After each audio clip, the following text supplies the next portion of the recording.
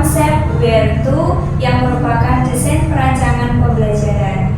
Pada kesempatan kali ini kita akan belajar salah satu dari konsep Where To dari desain perancangan pembelajaran, yaitu Hook the Student. Hari ini tentunya saya tidak sendiri, saya ditemani oleh Kak Salma. Apa kabarnya Kak Salma hari ini? Alhamdulillah baik. Gimana Kakak Dewi? Alhamdulillah baik juga. Oke. Baik Kak Salma, hari ini kita akan membawakan materi Hook the Student. Seperti judulnya, hari ini kita akan lebih banyak membahas mengenai perkembangan belajar peserta didik. Nah, dari desain tersebut, bagaimana cara mengunggah pemikiran peserta didik untuk melibatkan ide-ide besar, penting, dan melakukan uji kerja. Silahkan Kak Salma. Terima kasih atas kesempatannya.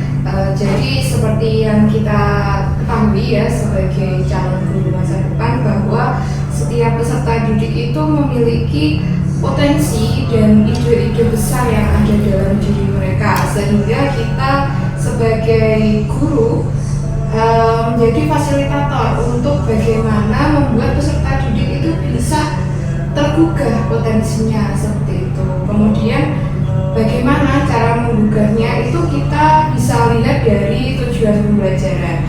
Kita ambil saja beberapa tujuan pembelajaran yang dari kelompok 1.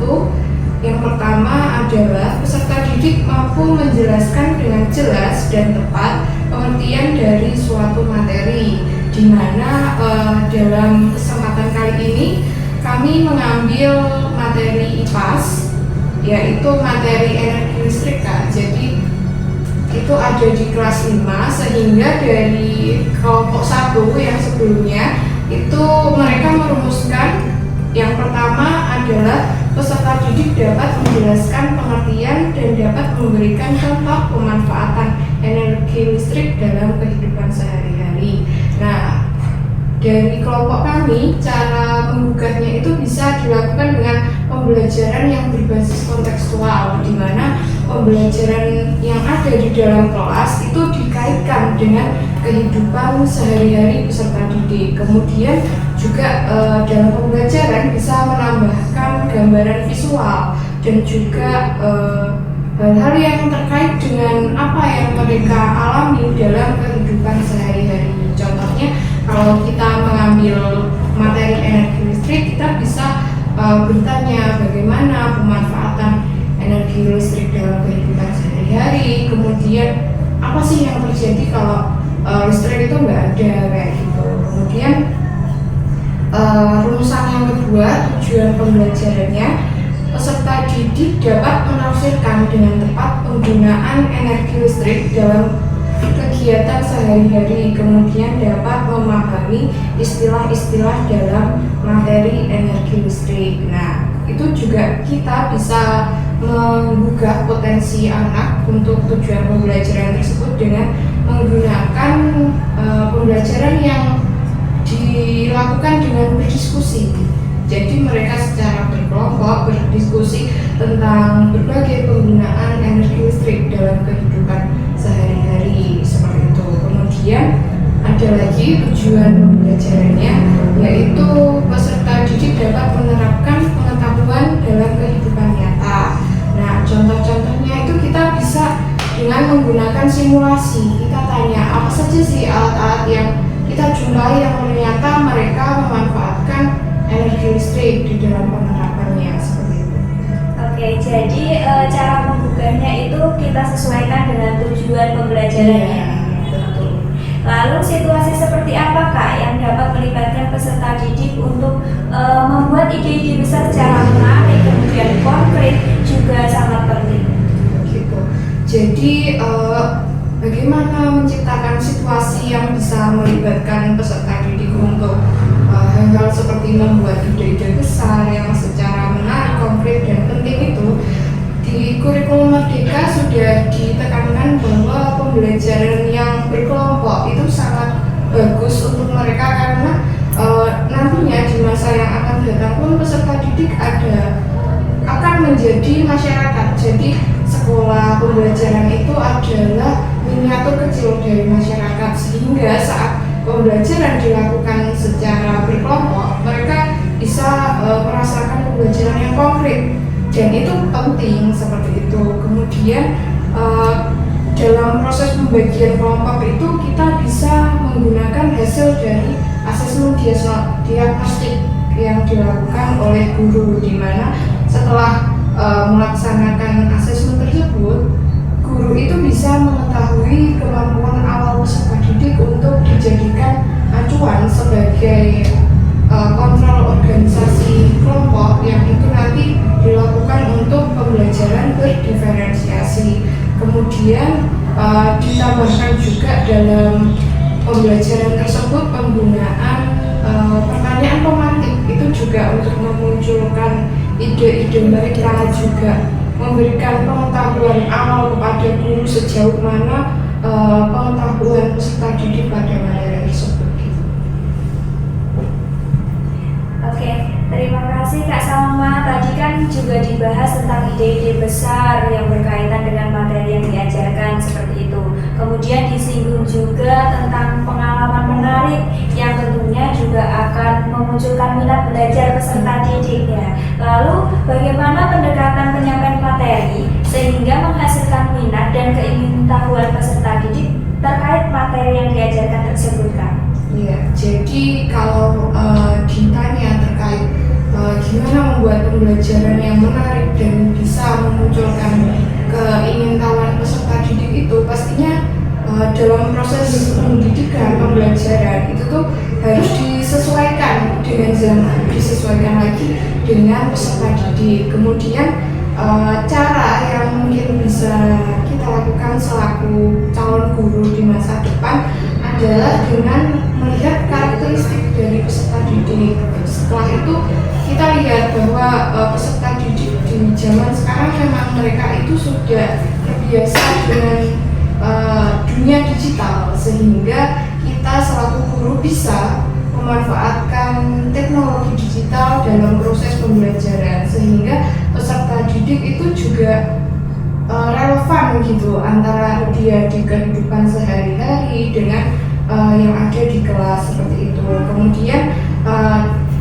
selain penggunaan dari teknologi digital itu, kita juga pastinya harus tetap melakukan pembelajaran yang melakukan pendekatan dengan proses kontekstual, Kak. Jadi tetap harus disesuaikan dengan dikaitkan dengan kehidupan sehari-hari kayak gitu.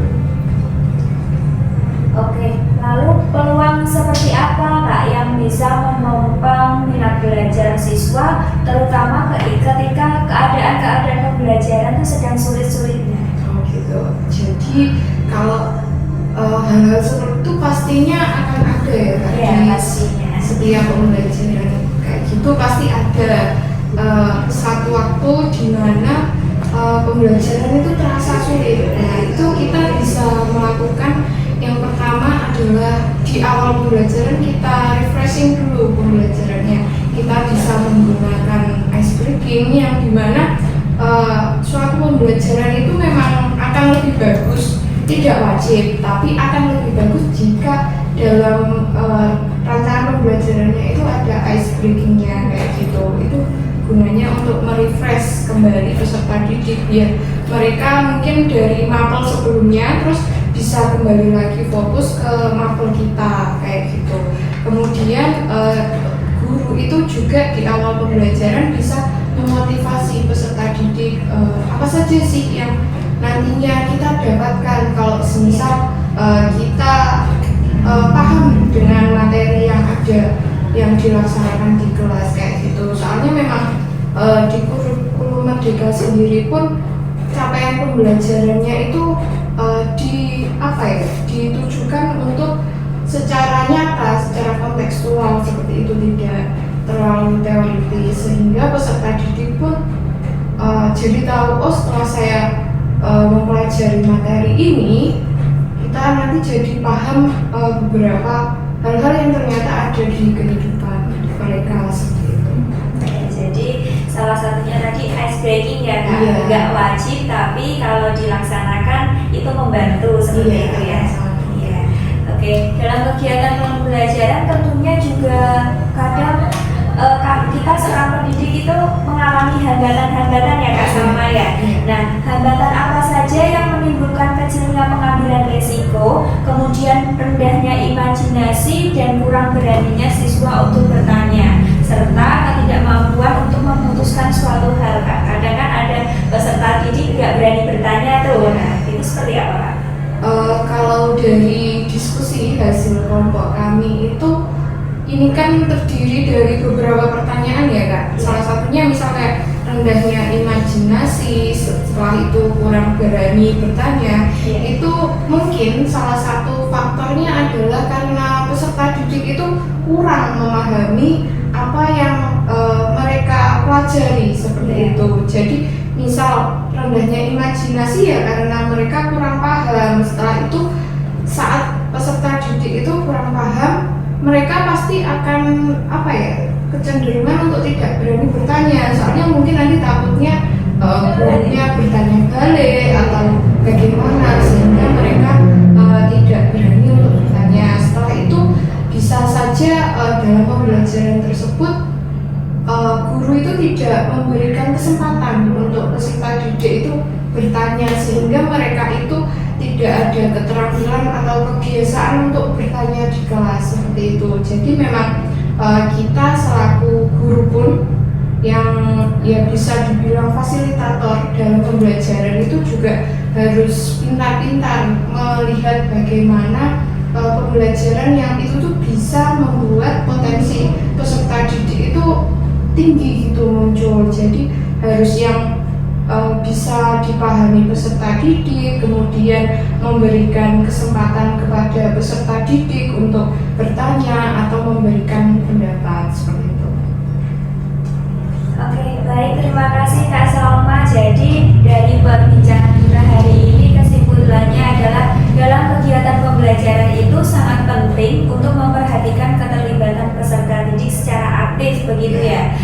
Sehingga mereka mampu memunculkan ide-ide besar yang dapat dilihat dari kemampuan seperti menjelaskan, kemudian bisa menafsirkan, juga menetapkan suatu pengetahuan. Kemudian situasi kelas dan pendekatan yang digunakan juga harus dipertimbangkan karena dalam kegiatan pembelajaran peserta didik memiliki minat yang tinggi seperti itu. Kemudian kegiatan ice breaking, pemberian motivasi dan penggunaan media pembelajaran juga dijadikan sebagai penopang dalam situasi-situasi sulit yang tidak menutup kemungkinan bisa terjadi. Ya. Kemudian guru juga perlu untuk terus berinovasi untuk menyajikan pembelajaran yang dapat memunculkan imajinasi dan keaktifan peserta didik. Nah, perbincangan kita hari ini kita rasa cukup sekian ya Kak Salma. Terima kasih untuk Kak Salma sudah mau meluangkan waktunya menemani saya dan teman-teman semua di sini. Oke, kita bertemu lagi dengan teman-teman semua di diskusi dan perbincangan selanjutnya. Sampai bertemu di lain kesempatan untuk pembahasan yang lainnya. Semoga apa yang kita pelajari hari ini menjadi manfaat. Akhir kata, saya Dwi dan rekan saya Salma mengucapkan terima kasih atas perhatiannya. Sekian, wassalamualaikum warahmatullahi wabarakatuh.